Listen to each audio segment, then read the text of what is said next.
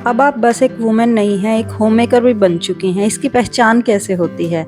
अगर आपकी shopping list में आपकी पर्सनल चीज़ों से ज़्यादा घर से रिलेटेड चीज़ें आने लगे तो समझ जाइए अब आप एक प्रॉपर होममेकर बन चुकी हैं। और एक होममेकर के लिए अपने घर को ऑर्गेनाइज करके रखना सबसे ज़्यादा इम्पोर्टेंट एस्पेक्ट्स में से आता है। बट ये इतना ज़्यादा ज़रूरी क्यों है? क्योंकि यही हमें फिज़िकल हेल्थ के साथ साथ मेंटल हेल्थ भी देता है। हमारे घर को एक ऐसी सेंचुरी बनाता है जहाँ सब प्यार से आराम से रह सकें। तो आज के वीडियो में मैं आपके साथ शेयर करने वाली हूँ कि ऑर्गेनाइजेशन हमारी लाइफ में इतना इम्पोर्टेंस क्यों रखता है। तो चलिए शुरू करते हैं आज का वीडियो।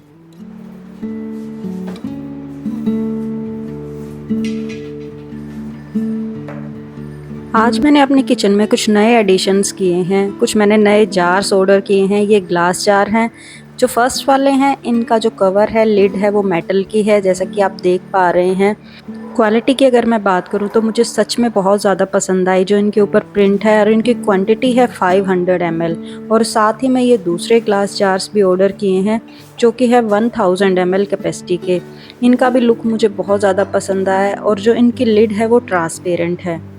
तो सबसे पहले तो मैंने डिसाइड किया कि इनको एक बार अच्छा सा वॉश दे देते हैं, उसके बाद फिर अपनी ऑर्गेनाइजेशन शुरू करते हैं। अगर हम ऑर्गेनाइजेशन की बात करें तो एक होता है सिंपली ऑर्गेनाइज करना और एक होता है थोड़ा ब्यूटीफुल वे में ऑर्गेनाइज करना। और जब चीज़ें थोड़े सुंदर तरीके से ऑर्गेनाइज होती हैं तो वो हमें ऑटोमेटिकली अट्रैक्ट करती हैं और दूसरे लोगों को भी करती हैं। तो इसलिए मैं कोशिश करती हूँ अपनी ऑर्गेनाइजेशन में अगर थोड़ी बहुत ब्यूटी ऐड कर पाऊँ तो मुझे खुद भी बहुत अच्छा लगता है। अगर मैं प्राइस की बात करूं तो दोनों ही जार सेट हैं वो बहुत ज़्यादा अफोर्डेबल प्राइसिंग में हैं। लिंक आपको मैं इनके प्रोवाइड कर दूंगी तो आप देख सकते हैं अगर आप भी कुछ बेटर ग्लास जार के ऑप्शन देख रहे हैं तो मुझे तुरंत ही इनको फिल करके भी रखना था क्योंकि जिस एरिया के लिए मैंने मंगाए हैं आज मैं उसको ऑर्गेनाइज करने वाली हूँ। और यहाँ पर चीकू आ गया था मेरी हेल्प करने के लिए क्योंकि अभी समर वेकेशन चल रही हैं। बच्चे घर पर ही रहते हैं, जहाँ उन्हें दिखाई देता है थोड़ा बहुत उनका इंटरेस्ट होता है तो वो आके मेरी हेल्प करवाना शुरू कर देते हैं। हम मोस्टली फ्रिज को तो ऑर्गेनाइज करते रहते हैं but most of the time जो फ्रीज़र वाला सेक्शन है उसको हम अवॉइड कर देते हैं और उसमें बहुत सारी चीज़ें यहाँ वहाँ बिखरी रहती हैं। मैंने इस पर कभी इतना ज़्यादा ध्यान नहीं दिया था बट मैंने सोचा अब यहाँ पर जितनी भी चीज़ें हैं उनको एक थोड़ा सा वेल वे में ऑर्गेनाइज करती हूँ। तो जितने भी इस तरह के बैग्स रखे थे, जो मैंने क्लॉथ पिन लगा के रखे थे, उन सबको मैंने निकाल दिया है। आजकल फ्रीज़र में रखने के लिए भी हमारे पास बहुत सारी चीज़ें हो जाती हैं। जैसे बच्चे ब्रेड वगैरह सैंडविच बनाते हैं तो चीज़ वगैरह रखा होता है जिसको हम मोस्टली प्रेफर करते हैं फ्रीज़र में ही रखने के लिए। और सूजी भी मैंने फ्रीज़र में रखना शुरू कर दिया है क्योंकि इससे थोड़ा सा ये सेफ़ रहती है, कीड़े वगैरह नहीं लगते हैं। लेकिन अगर आप रोस्ट करके रखें तो आप इसको बाहर भी आसानी से रख सकते हैं। तो मेरे 2 जार्स तो खाली सूजी से ही भर गए थे। और बहुत बार मैं अपना मिल्क पाउडर वगैरह भी फ्रीज़र में ही रखना पसंद करती हूँ। मतलब 2 से 3 महीने तक भी ये ख़राब नहीं होता है, इसकी कंडीशन काफ़ी अच्छी रहती है। लेकिन अगर इनको ग्लास जार में फिल करके रखें तो उससे हमें क्वांटिटी भी पता चलती रहती है कि कितनी है हमारे पास और देखने में ऑर्गेनाइजेशन भी काफ़ी अच्छा लगता है।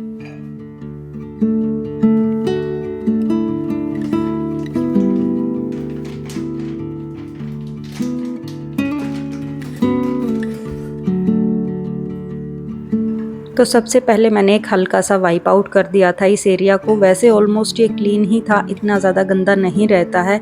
फिर भी सोचा एक बार ऑर्गेनाइज करने से पहले थोड़ा सा क्लीन कर लूँ और अब 1 बाय 1 इनको अरेंज करके रखना था।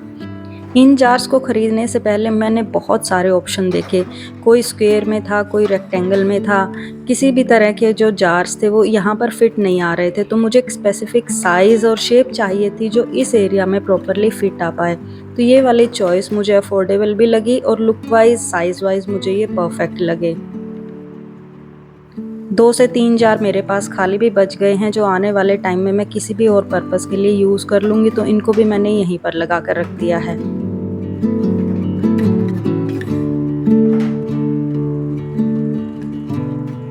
अगर हम टाइम टू टाइम किसी भी एरिया की ऑर्गेनाइजेशन करते रहते हैं तो चीज़ें ख़राब होने से थोड़ा सा बच जाती हैं और आपकी लाइफ भी कहीं ना कहीं ये चीज़ें ईजी ज़रूर बनाती है।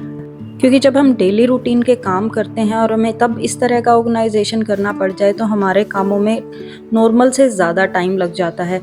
इसीलिए बेटर यही रहता है कि आप कोई ना कोई घर का एक कॉर्नर लेके उसको प्रॉपर्ली ऑर्गेनाइज कर दें, जिस दिन भी या जिस टाइम आपके पास समय है इतना कि आप आराम से चीज़ों को ऑर्गेनाइज कर पाएँ। तो मेरे पास ये चावल बहुत थोड़े से बचे थे, ऑलरेडी एक मैंने नया राइस का बैग मंगा लिया था तो उनको भी मुझे रिफ़िल करना था। और इसी तरीके से एक बार ये सारे बॉक्सेस धुल भी जाते हैं तो हमारी क्लीनिंग भी प्रॉपर्ली चलती रहती है। और यहाँ पर मेरे पास घी भी थोड़ा सा बचा था। काफ़ी टाइम से ये घी मैंने ख़रीदा हुआ है, तो जब काफ़ी टाइम तक चीज़ें रखी रहती हैं तो थोड़ा सा डर लगता है कि वो ख़राब ना हो जाएं। तो इसको अच्छे से मैंने एक बार हीट बॉयल दे दिया है। अब थोड़ा सा ठंडा होने के बाद मैं इनको इन ग्लास जार में फ़िल करके रख दूँगी।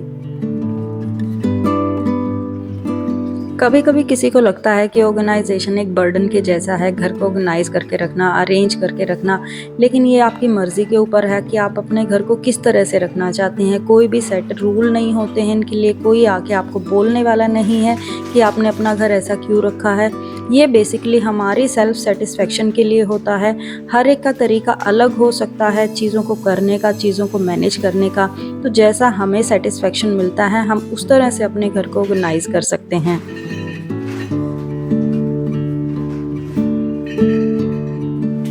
किचन में ऑर्गेनाइजेशन का एक सबसे बड़ा बेनिफिट और रीज़न मुझे ये भी लगता है कि आप अपनी मील प्लानिंग, अपनी प्रिपरेशन इतनी आसानी से कर पाते हैं अगर आपके पास सारी चीज़ें सामने ऑप्शन में अवेलेबल हैं। आपको क्वांटिटी दिख रही है, कौन सी चीज़ें आपकी ठीक हैं, कौन सी ख़राब हो चुकी हैं, कौन सी ख़त्म होने वाली हैं।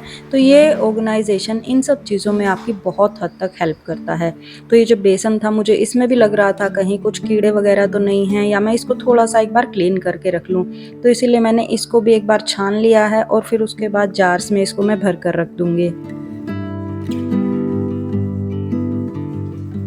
जैसे जैसे बारिश का मौसम आ रहा है वैसे वैसे चीज़ों के ख़राब होने का डर भी बढ़ता जाता है। हमने अक्सर देखा है कि ऐसे मौसम में कुछ ना कुछ कीड़े वगैरह लगने शुरू हो जाते हैं। आप इन सब चीज़ों को सेफ़ रखने के लिए क्या यूज़ करते हैं तो प्लीज़ मेरे साथ कमेंट सेक्शन में ज़रूर शेयर कीजिएगा, क्योंकि इस तरह की चीज़ों को सेफ़ रखना थोड़ा सा एक डिफ़िकल्ट टास्क मुझे लगता है। जब भी मैं इस तरह से ऑर्गेनाइजेशन करती हूँ तो मैं कोशिश करती हूँ कि थोड़ी सी चीज़ों की अदला बदली कर दूँ, थोड़ा सा अरेंजमेंट चेंज करके देख लूँ, अपने बॉक्सेस जार वगैरह चेंज करके देख लूँ कि क्या बेटर ऑप्शन लग रहा है। और थोड़ा सा चेंज ना इस तरह से एक फ्रेशनेस भी लेकर आता है, हमें खुद में भी अच्छा लगता है एक बार दोबारा से रीऑर्गेनाइज करना चीज़ों को।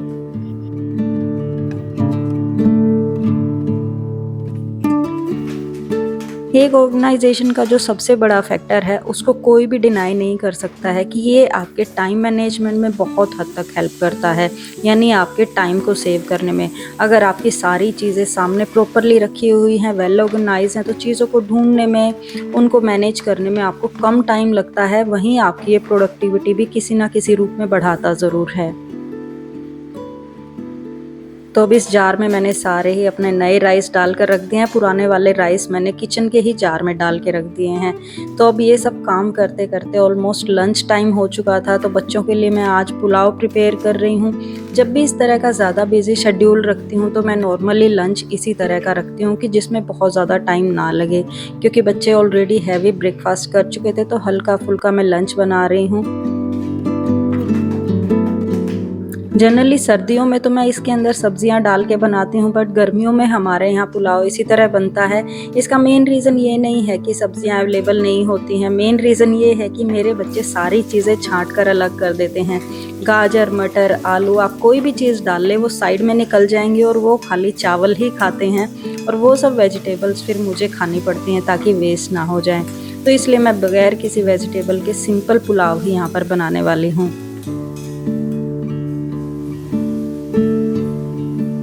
एक चीज़ जो मैंने नोटिस की है, आई थिंक वो सभी कंटेंट क्रिएटर फेस करते होंगे।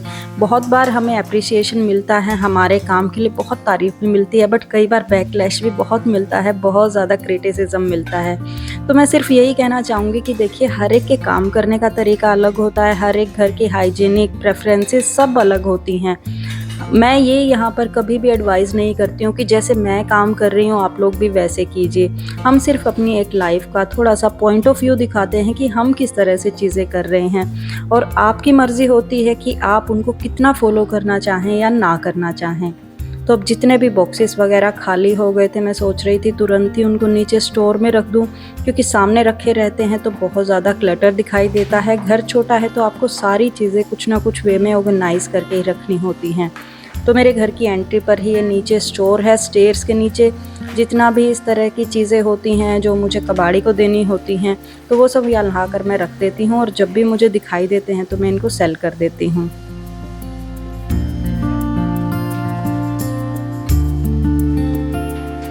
एंड आई होप सभी के घर में बच्चों की समर वेकेशन चल रही हैं, तो पूरा दिन आपको काटना मुश्किल हो जाता होगा। बच्चे मोस्टली यही क्वेश्चन करते हैं कि हम बोर हो रहे हैं, या तो फिर वो ज़्यादातर टीवी देखते रहते हैं। तो ऐसे टाइम में ज़रूरी हो जाता है आप कुछ ना कुछ ऐसी एक्टिविटी प्लान करें कि आपके बच्चे भी आपके घर में काम में मदद करें, कुछ ना कुछ नई चीज़ें सीखें, जिससे उनका टाइम पास भी अच्छे से हो जाता है और आपको भी ये क्वेश्चन बार बार नहीं सुनना पड़ता है कि अब हम क्या करें। अब लंच करने के बाद हम लोगों ने डिसाइड किया था कि सिया की अलमीरा को आज हम सॉर्ट आउट करने वाले हैं। चीकू ने भी हेल्प की है, क्योंकि सिया के सारे एग्ज़ाम हो चुके हैं, 12th के, जेई मेंस के, एडवांस के, जो भी उसको एग्ज़ाम देने थे अब सब फिनिश हो चुके हैं। तो हम सारे 11th 12th की जितनी भी बुक्स वगैरह, नोट्स सब उसने कलेक्ट करके रखे थे, अब सब हमें सॉर्ट आउट करना था। अलग अलग चीज़ें निकाल दी हैं, देने वाली चीज़ें या तो फिर स्क्रैप में जाने वाली चीज़ें, या जो फ्यूचर में यूज़ हो सकती हैं। और साथ ही वो यहाँ पर सारी चिट्स वगैरह जो नोट्स उसने लगाए थे वो भी रिमूव कर रही थी। उसका रिज़ल्ट भी आ चुका है, हालांकि उतना ज़्यादा बेटर जितना उसने होप किया था नहीं है, बट फिर भी जो भी आया है अच्छा है, उसने अच्छा स्कोर किया है। और अब उसका कॉलेज का फाइंडिंग का प्रोसेस शुरू हो जाएगा, जिससे कि उसकी आगे की लाइफ डिसाइड होगी। और इसी तरह हमारी लाइफ चलती रहती है, और ये जो टाइम होता है ना, एक मोड़ की तरह आता है, एक टर्न की तरह आता है हमारी लाइफ में भी, क्योंकि कुछ ना कुछ सारे पैटर्न हमारी लाइफ में भी चेंज हो जाते हैं। तो अब ये सारी क्लीनिंग करने के बाद बच्चों ने अपने रूम की बेडशीट चेंज कर ली थी। मुझसे मोस्टली बोला जाता है कि आपके बच्चे हेल्प नहीं करते हैं, बट मेरे बच्चे बहुत ज़्यादा हेल्पफुल हैं, हर चीज़ में हेल्प करवाते हैं, बट मैं मोस्टली शूट नहीं करती हूँ उनको, क्योंकि वो बहुत ज़्यादा मस्ती करते हैं। थोड़ा सा डाल देना।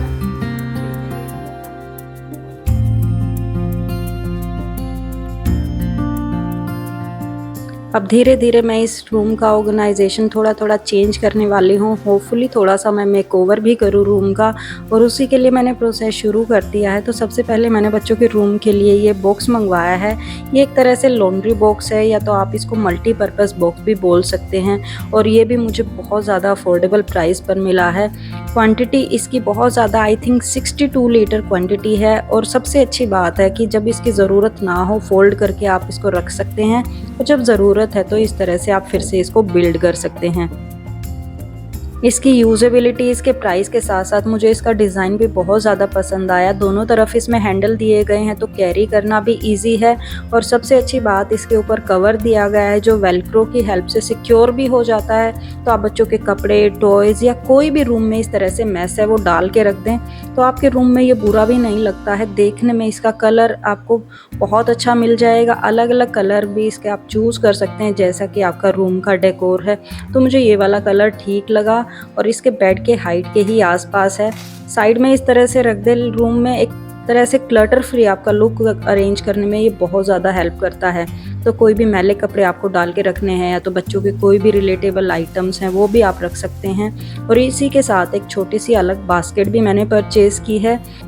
ये बेसिकली मेरा पर्पस यही था कि जब भी मुझे कपड़े वगैरह नीचे के फ्लोर पर लेके जाने होते हैं, तो मुझे बहुत दिक्कत होती है जो भी मैले कपड़े एक साथ उठा के लेके जाने होते हैं।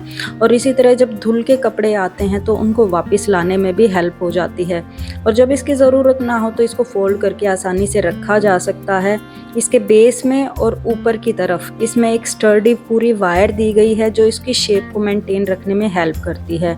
और सबसे अच्छी बात, जो इसका कपड़ा है ना, वो वाटरप्रूफ है, यानी जो आपने देखे होंगे कवर वगैरह उस तरह का कपड़ा है। यानी आप गीले कपड़े लेके जाकर छत पर सुखाएं या इधर उधर सुखाएं तो भी ये ख़राब नहीं होता है। वाटरप्रूफ क्लॉथ है, अच्छे प्रॉपर से हैंडल दिए गए हैं, तो कैरी करने में भी बहुत आसानी रहेगी।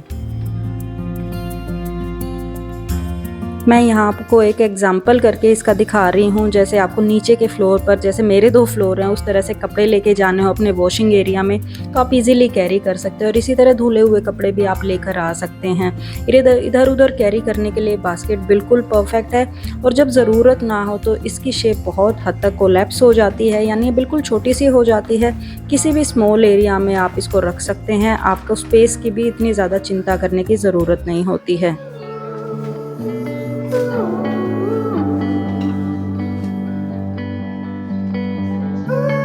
और आप लोगों को मेरी ड्रेसेस अच्छी लगती हैं, पसंद आती हैं, तो मुझे लास्ट में ध्यान आया कि मैं इसको भी शेयर कर देती हूँ।